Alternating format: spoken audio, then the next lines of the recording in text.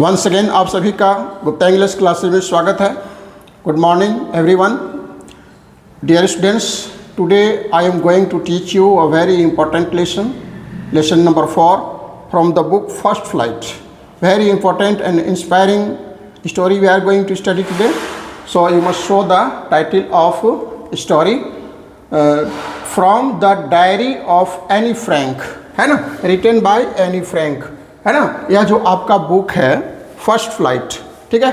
तो इसी का जो 4th लेसन है उसको आज हमने चुना है और यह बुक है आप देख सकते हैं, एनी फ्रैंक का ये फ़ोटो है, ठीक है। इसी के बारे में हम लोग आज चर्चा करने वाले हैं। परीक्षा के दृष्टिकोण से यह काफ़ी महत्वपूर्ण लेसन है, इसको आप लोग देखेंगे। और इसमें एक और तस्वीर है, इसको भी आप देखेंगे। एनी फ्रैंक है और इनके जो सर हैं मिस्टर किसिंग, है ना, ये इसका फ़ोटो है। तो इस लेसन को आज हम लोग पढ़ने वाले हैं, बहुत इम्पोर्टेंट लेसन है। तो इस लेसन को शुरू करने के पहले I would like to give you some background, है ना, पीछे की पृष्ठभूमि बताना चाहेंगे कि इस स्टोरी में, इस डायरी में होने वाला क्या है। इसमें सबसे महत्वपूर्ण बात है कि diary of Anne Frank. Anne Frank जो है एक डायरी लिखती है। कब लिखती है? यह तब लिखती है जब वह अपने देश से भागकर दूसरे देश में जाकर ठहरती है ना। उसका मूल जो देश था, वह जर्मनी की रहने वाली थी और वहीं पर रहती थी। लेकिन जब जर्मनी में नाजी पार्टी का गठन हुआ और उसका पावर का राइज होने लगा, आप इसको सोशल साइंस के बुक में पढ़ेंगे, जब उसका राइज होने लगा हिटलर के नेतृत्व में, तो ऐसी स्थिति में नाजियों ने जो जीविश लोग थे, जो यहूदी लोग थे, उस पर काफ़ी अत्याचार ढाने लगे, है ना। और शी वाज जीविश गर्ल। तो ऐसी स्थिति में ये जो नाजी पार्टी के जो लोग थे, वहाँ के जो यहूदी लोग थे, उनको काफ़ी प्रताड़ित करते थे, काफ़ी अपमानित करते, काफ़ी जलील करते थे। और इस वजह से उनके परिवार को वहाँ से दूसरे देश में जाकर शरण लेना पड़ता है और उस देश का नाम है नीदरलैंड, ठीक है। तो वहाँ पर एक एम्स्टर्डम जगह है, वहीं पर वे जाकर शरण लेते हैं और वहीं पर छिपकर अपनी ज़िंदगी को जीती है। वो अपने पिता और अपनी फैमिली, कुछ फ्रेंड्स के साथ वहाँ से छोड़कर चली गई और छिप कर के हाइडिंग में, बहुत छिपते छिपाते उन्होंने अपनी भावनाओं को, अपनी सेंटिमेंट को एक डायरी के शक्ल में लिखा है और उस डायरी का नाम है किटी। और किटी उसका जो सबसे महत्वपूर्ण फ्रेंड वह मानती है अपने आप को, है ना। तो वह किटी उसका महत्वपूर्ण, उसकी डायरी का नाम है और उसने उस डायरी में क्या क्या बातें लिखी हैं, यह सब उसी से रिलेटेड है। यह जो लड़की की जो भावनाएं हैं, कैसे उसने समय गुजारे और उसकी को क्या भावनाएं थी, उस स्कूल में गई तो उसका क्या हुआ, हर चीज़ के बारे में हम लोग इसको पढ़ने वाले हैं। और यह बहुत ही इंस्पायरिंग जो डायरी है उसी को हम लोग आज पढ़ने वाले हैं, देखने वाले हैं। इसे शुरू से अंत तक आप इसको बने रहेंगे और देखेंगे, ठीक है, और इसका लाभ उठाएंगे। चलिए अब आप आते हैं लेसन पर। From the diary of Anne Frank. Okay dear students, Anne Frank was German born Jewish girl. अभी हमने इंट्रोडक्शन में बताया कि she was German born Jewish girl. यहूदी थी, जर्मनी में उसका जन्म हुआ था। इनका जन्मदिन है 12 जनवरी 1929 और उनका जो देहांत है फरवरी मार्च, एग्जैक्ट डेट नहीं मिला है, फरवरी या मार्च के महीने में 1945, जब दूसरा विश्व युद्ध सेकेंड वर्ल्ड वार चल रहा था, उसी समय एक बीमारी से उसकी मृत्यु हो जाती है ना। और उसको कंसंट्रेशन कैंप में रखा गया था और वहीं की प्रताड़ना, वहाँ का जो ठीक स्थिति नहीं थी, जिसकी वजह से वहीं पर इसकी मृत्यु हो जाती है। एग्जैक्ट डेट यहाँ पर नहीं दिया गया है। तो आप इसके जन्मदिन को याद कर लेंगे, 12 जनवरी 2 जनवरी 1929, ठीक है। आप हिस्ट्री बुक में इसको पढ़ेंगे। वह काफ़ी डिप्रेशन का वक्त था, आर्थिक संकट, मंदी का समय भी था, इसको भी आप याद कर लेंगे। तो she wrote an inspiring diary during her stay in Amsterdam, ठीक है। वह अपने देश को छोड़कर अपने परिवार के साथ, अपने माता पिता के साथ वहाँ से भाग जाती है, चली जाती है। उसका परिवार ही चला जाता है, कहाँ रहती, ठीक है। और वह एम्स्टर्डम में चली जाती है, नीदरलैंड, ठीक है। और वहीं पर छिप करके एक जगह पर रुकती है और वहीं पर अपनी एक डायरी लिखती है जिसका नाम है किटी, है ना, इसका नाम है किटी। अब ये जान लीजिए कि जो उसका जो ओरिजिनल डायरी है, उसकी जो मूल कॉपी है, original diary title the diary of young girl, ठीक है, डायरी ऑफ यंग गर्ल इस डायरी का असली नाम है, ठीक है। यह जो डायरी किट्टी है उसका असली नाम, ओरिजिनल नेम जो है the diary of young girl है, इसे आप नोट कर लेंगे। और उसको डायरी को लिखने के पहले और कुछ अपना बताती है। शी डिस्क्राइब्ड हर फादर, उसके फादर का नाम था ओटो फ्रैंक, ठीक है। उनका जो परिवार था काफ़ी लविंग था, है ना, उसका एनी का अपने परिवार के सभी लोगों से काफ़ी लगाव था। उसका पेरेंट्स, उसके ग्रैंड मदर है, और उसकी यंगर सिस्टर, एल्डर सिस्टर जो थी जिसका नाम था मार्गोट, वे सब काफ़ी घुले मिले थे और काफ़ी एक दूसरे को प्यार करते थे। उनका फैमिली काफ़ी एकदम भरा पूरा था और एक दूसरे को काफ़ी प्यार करते थे। लेकिन दिक्कत यह था कि किटी की एनी फ्रैंक अपनी भावनाओं को किसी से व्यक्त नहीं कर पाती थी। इसके लिए उसने एक डायरी लिखने के लिए मन बनाया और उसका नाम है किटी। तो आइए उसके पेरेंट्स को देखें। Otto Frank the name of her father, Otto Frank उसके फादर का नाम है। मदर का नाम देखो Edith Hollander Frank, Edith Hollander Frank the name of her mother. ये तो हो गया। और दादी के बारे में दादी का नाम नहीं आया है, और एक बहन का नाम है एल्डर सिस्टर जिसका नाम है मार्गट, है ना, मार्गट का नाम है।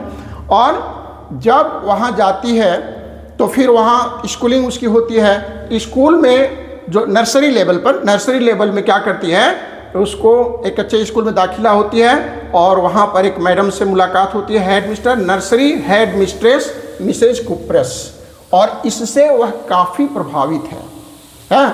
जब नर्सरी में जो उसका दाखिला हुआ और वहाँ पर प्राइमरी सेक्शन की जो पढ़ाई ख़त्म हो गई, वहाँ से जब जाने लगी, जब उनका फेयरवेल होने लगा, उनकी विदाई होने लगी, है ना, तो काफ़ी एक दूसरे को मिस कर रहे थे। और मिसेज कुपेरेस जो थी उनकी आंखों में काफ़ी आंसू आ गए थे, काफ़ी सेंटिमेंटल जो है उनका विदाई हुआ वहाँ से, ठीक है। तो इनके टीचर का नाम है मिसेज कुपेरेस।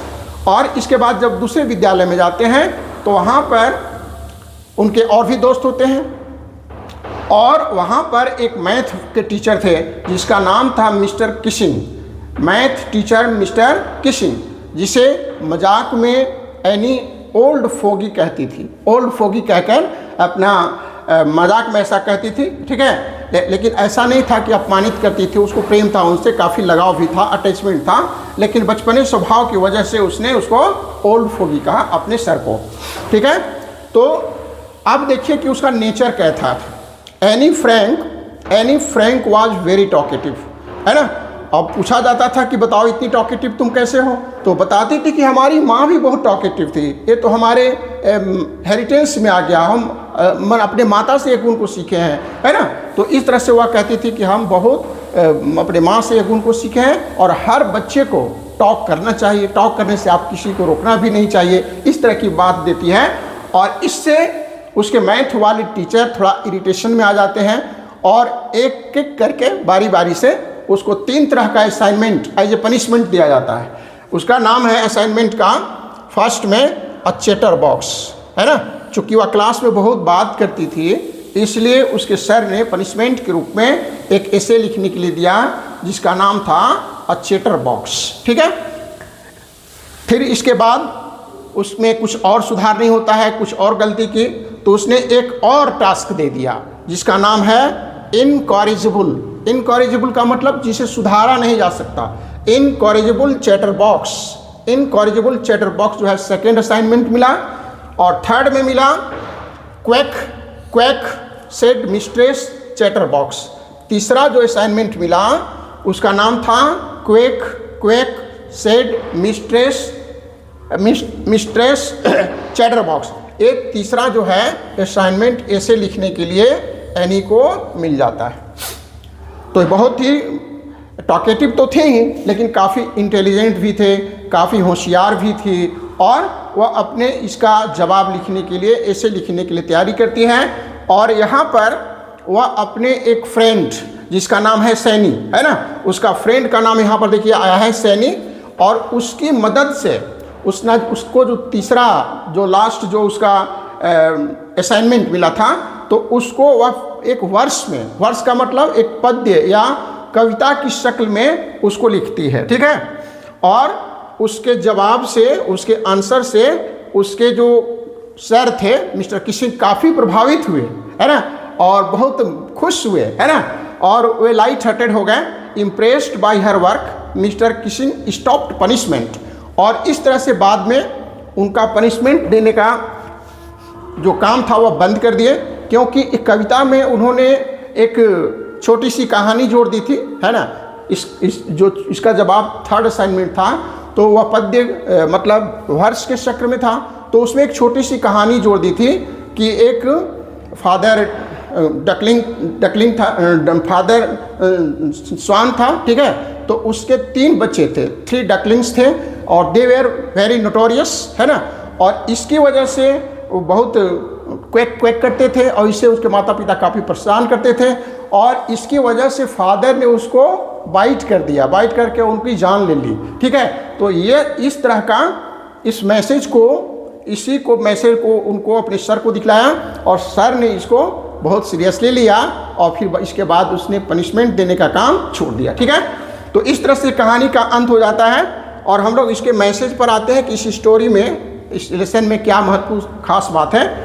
तो writing help us expressing our emotions. Writing help us, जब भी हम लोग तनाव में होते हैं, कुछ भी होते हैं, तो हम लोग को एक राइटिंग लिखने की जो कला है, गुण है, उसको विकसित करना चाहिए, और हमेशा लिखने का प्रयास करना चाहिए, ठीक है। इससे हमारे इमोशंस जो है खुलकर सामने आते हैं। Writing help us expressing our emotions. दूसरा पॉइंट इसका है कि confidence and intelligence. Confidence and intelligence can solve all problems, है ना। अगर आपके अंदर कॉन्फिडेंस है, इंटेलिजेंस है, तो आप किसी भी समस्या को दूर कर सकते हैं, ठीक है। अब क्या करते हैं, इस लेसन हर लेसन का कुछ अपना कोटिंग लाइन होता है, इंपॉर्टेंट लाइन होता है, जिसको कि आप बच्चों को याद करना चाहिए, और यह लाइन जो है कभी कभी परीक्षाओं में दे दिया जाता है, और कहा जाता है कि एक्सप्लेन इट, ठीक है। तो इसमें 2 महत्वपूर्ण पॉइंट्स हैं, जैसे कि उसने कहा था किटी में उसने एनी फ्रैंक ने कहा था कि paper has more patience than people. जब वह किटी डायरी लिख रही थी, तो उस समय उसके दिमाग में आया कि पेपर ज़्यादा पेशेंस रखता है। अगर हम किसी आदमी से दोस्ती करते हैं, तो हो सकता है कि वह हमारी बातों को ठीक से सुने, नहीं सुने, हमारी बातों से सहमत हो, नहीं हो, लेकिन वह कहती है कि paper has more patience. Paper कोई रिएक्ट नहीं करता, और जैसा कहते हैं वैसा काम करता है। Paper has more patience than people. तो एक बहुत ही महत्वपूर्ण लाइन है, उसके द्वारा कही गई है, इसको आप लोग नोट कर लेंगे। और इसके बाद एक और, आप टीचर के बारे में क्या ख्याल रखते हैं, ठीक है। अब एनी का देखिए टीचर के प्रति क्या सोच है उसकी, इसको देखिए यहाँ पर, ठीक है। The teachers are the most unpredictable creatures on earth. वह शिक्षक को कहती है कि दे आर अनप्रिडिक्टेबल का मतलब जिसके बारे में हम अंदाज नहीं लगा सकते हैं कि वह अगला स्टेप उनका क्या होने वाला है ना, और उनको unpredictable creatures on the earth कहती है, ठीक है। तो यह उनके जो मैथ वाले टीचर थे मिस्टर किशिंग, उसके संदर्भ में उन्होंने कहा कि वे बहुत ही काफ़ी अनप्रिडिक्टेबल थे। वे कब क्या करेंगे, कब कैसा पनिशमेंट देंगे, कोई नहीं जानता, ठीक है। तो इस तरह से इस लेसन का अंत हम लोग करते हैं यहाँ पर। और इसके बाद जो इस लेसन का हमारा अगला पड़ाव है, अब इस लेसन में जो महत्वपूर्ण जो वोकैब आए हैं उसकी थोड़ा चर्चा कर लेते हैं। इसके बाद जो प्रश्न है उसकी भी चर्चा करते हैं। सबसे पहला जो इम्पोर्टेंट वर्ड है इनहेरिटेड ट्रेट्स। इनहेरिटेड ट्रेट्स आपके बुक में लिखा हुआ है। मैं आपको बार बार कहता हूँ कि अपने साथ बुक को जरूर रखिए। उसमें एक वर्ड आया है इनहेरिटेड, है ना। जब पूछा जाता है उससे कि तुम इतना टॉकेटिव क्यों हो, तो बताती है कि हमारे इनहेरिटेंस में है, हमने माता से सीखा है, माता के गुण हमारे अंदर आ गए। शी वॉज ऑल्सो मोर हमसे ज़्यादा वह टॉकेटिव थी, ठीक है। तो इनहेरिटेड ट्रेट्स जो हम लोग, वह गुण जो हम लोग अपने माता पिता से प्राप्त करते हैं उसको कहते हैं inherited traits that one get from parents. ठीक है। दूसरा है diary, DIARY, DIAR, diary. Diary क्या मतलब क्या होता है? A personal diary record, personal diary record. एक वर्ड है कॉन्फाइड, CONFIDE, कॉन्फाइड का मतलब होता है to share a secret, to share a secret, अपने रहस्य को, अपने गुप्त बातों को किसी से शेयर करना। नेक्स्ट एक वर्ड है एक्वेंटेंस, एक्वेंटेंस, एक्वेंटेंस है ना, इसका स्पेलिंग थोड़ा सा डिफिकल्ट है, आप लोग इसको कॉपी पर लिखेंगे, ACQUAINTANC, एक्वेंटेंस। इसका मतलब अ पर्सन यू नो, ऐसा व्यक्ति जिसको आप जानते हैं, जिससे आपका परिचय है ना, तो एक्वेंटेंस इसको कहा जाता है। चैटर बॉक्स, चैटर बॉक्स क्या होता है ना, लेटर ने चैटर बॉक्स से उनको असाइनमेंट दिया था कि बहुत बातूनी है, टॉकेटिव है, इसलिए उसको चैटर बॉक्स कहा जाता था। Chatter box, a person who talks too much, ऐसा व्यक्ति जो बहुत ज़्यादा बातूनी हो, जो बहुत ज़्यादा बात करता है, उसको चैटर बॉक्स कहा जाता है। ठीक है। नेक्स्ट में एक वर्ड आया है आपके पास ब्रूडिंग, BROODING, ब्रूडिंग। ब्रूडिंग का मतलब होता है डीप थिंकिंग विथ वरी, काफ़ी परेशानी में जब हम किसी चीज़ पर चिंतन करते हैं, मनन करते हैं, है ना, तो उसको कहा जाता है ब्रूडिंग। नेक्स्ट है परसिक्यूशन, PERSECUTION, इसका हिंदी मतलब होता है अत्याचार या उत्पीड़न। ठीक है। इंग्लिश मतलब हुआ cruel treatment because of religion और रेस, जब आप किसी के धर्म या उसकी जाति के आधार पर भेदभाव करते हैं और उसको अत्याचार करते हैं, तो इसको कहा जाता है persecution. Okay. Next assigned, ASSIGNED, assigned का मतलब होता है गिवन अ टास्क, जब किसी को कोई टास्क दिया जाता है तो उसको असाइनमेंट कहा जाता है। आपको भी कुछ होमवर्क या कोई काम मिलता है तो उसको आप असाइनमेंट कह सकते हो। इसके बाद है इनकॉरिजिबल, इनकॉरिजिबल का मतलब जिसको सुधारा नहीं जा सके। देखिए इनकॉरिजिबल यहाँ पर जो तीसरा यहाँ लिखा हुआ है इनकॉरिजिबल, ठीक है, यहाँ पर लिखा है क्वेक क्वेक मिस्टेस चैटर बॉक्स, है ना, तो उसमें इनकॉरिजिबल, यहाँ सेकेंड वाला में इनकॉरिजिबल चैटर बॉक्स, सेकेंड जो उसको असाइनमेंट मिला था उसमें वर्ड आया है इनकॉरिजिबल। इनकॉरिजिबल का मतलब जिसको सुधारा नहीं जा सके, जिसको ठीक नहीं किया जा सके, उसको इनकॉरिजिबल कहा जाता है। Impossible to correct, impossible to correct. इसके बाद एक वर्ड आया है म्यूजिंग, MUSING, म्यूजिंग। म्यूजिंग का मतलब होता है थिंकिंग करना या चिंतन करना। ठीक है। और एक वर्ड और लिख लीजिए वर्स, VERSE, वर्स। वर्स का मतलब होता है श्लोक या पद्य या कविता कह सकते हो, है ना। तो इस तरह से इसका वर्ड मीनिंग हमने भी कर लिया। जितने इंपॉर्टेंट वर्ड्स हैं आप इसको अपनी कॉपी में नोट करेंगे। चलिए अब नेक्स्ट जो अब हमारा पड़ाव है लेसन का, उसमें इस लेसन से आए हुए जो महत्वपूर्ण कुछ प्रश्न हैं जिसके बारे में हम चर्चा करते हैं, आप उसको समझकर प्रश्न लिखने का कोशिश करेंगे। ठीक है। और जितना कुछ बताया गया एनी के बारे में और इसको समझकर आप उसके उत्तर तक आप आराम से पहुंच सकते हैं। Number 1, paper has more patience. देखिए यहाँ पर लिखा हुआ है paper has more patience than people. ठीक है। ऐसा कैसे, किस लिए ऐसा एनी ने कहा था, इसको आपको एक्सप्लेन करना है। The first point is paper has more patience than people. Explain, इसी को एक्सप्लेन करना है कि वो किस संदर्भ में ऐसा कही, है ना। तो इसके बारे में हम चर्चा कर चुके हैं, पहले बता चुके हैं, उस बात को आपको लिखना है। नेक्स्ट सेकेंड पॉइंट में है the teachers are most unpredictable creature on earth. ठीक है। तो इसके बारे में भी आपको लिखना है कि ऐसा क्यों कहा, व्हाई शी सेड दिस, यह स्टेटमेंट जो उसका आया क्यों आया। तो अपने टीचर के बारे में, जो मैथ वाले जो टीचर थे उससे वह उसके संदर्भ में लिखा है। इसके पहले वाली जो मिस्ट्रेस थी वह तो बहुत खुश थी उससे, मिसेज कुपरेस उनके बारे में बहुत ही पॉजिटिव रिमार्क्स उसने दिए थे। ठीक है। Creatures on earth, why she said this. Third में क्वेश्चन है why was any punished bye her teacher. बहुत सरल इसका उत्तर है कि उसके सर ने उसके टीचर ने उसको पनिशमेंट क्यों दिया, व्हाट वाज द रीज़न। तो ओनली रीज़न था शी वाज वेरी टॉकेटिव, वह क्लास में बहुत ज़्यादा बातूनी थी, इसीलिए उसके मैथ वाले सर किसी ने उनको पनिशमेंट दिया था। Question number 4, why she decided to write a diary. अब सोचिए एनी ने क्यों निश्चय किया कि इसको एक डायरी लिखना चाहिए। उसके परिवार में सब लोग थे, परिवार में थे, ठीक है, लेकिन वैसी घनिष्ठता नहीं थी जिसके साथ वो अपनी भावनाओं को खुलकर रख सके। अपनी भाव को, अपनी सेंटिमेंट को रखने वाला कोई राजदार नहीं था, इसलिए उसने मन बनाया कि हमको एक क्या लिखना चाहिए, डायरी लिखना चाहिए। और उसका डायरी जो है किट्टी बहुत फेमस हुआ, कई भाषाओं में इसका अनुवाद करके प्रकाशित किया गया है, और कभी मौका मिले तो इसको पढ़ने का कोशिश कीजिएगा, बहुत ही महत्वपूर्ण डायरी है, ठीक है। एक और लास्ट क्वेश्चन है, what message do you learn from this lesson. इस लेसन से आप क्या मैसेज ले सकते हैं, इस लेसन से आप क्या सीख सकते हैं। तो वही आपका मैसेज है कि expressing our emotion, confidence, intelligence, है ना, और जो अपना पैशंस है इसका ख्याल रखना चाहिए। इन सभी बातों को, इन सारी चीज़ों को हम लोग इस लेसन से सीखते हैं, है ना।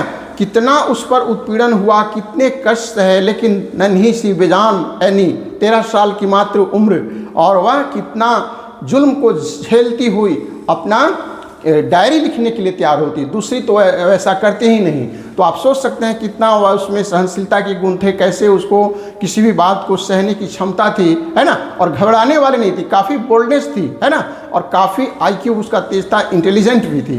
तो इसके बहुत सारे गुण हैं जिसके माध्यम से हम लोग बहुत कुछ सीख सकते हैं। तो अपने लेसन को हम यहीं रोकते हैं, है ना। आप अधिक से अधिक इसको आप अपने मित्रों तक पहुंचाने की कोशिश कीजिएगा। Thank you, that's all for today, God bless you.